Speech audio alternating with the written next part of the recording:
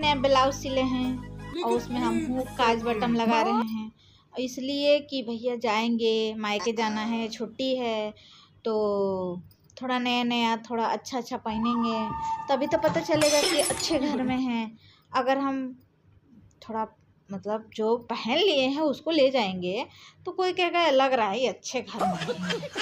और एक दो थोड़ा अच्छे चमक धमक वाला पहन लेंगे ना तो सबको लगेगा अरे बहुत बढ़िया घर में गई है ना उन फलनिया की बेटी, इतने अच्छे घर में गई है कि वो आई है तो रोज नया नया साड़ी बहुत झमका के चल रही हैं। तो साड़ी और कपड़ा पहनने से ही मायके में समझ में आता है कि फलनिया की बेटी बहुत अच्छे घर में गई है, और वरना इससे तो जैसे लगता है कि भैया फलनिया के बेटी को खाने का दिलाने पड़ा। तो कृपया करके आप भी तैयारी में लगी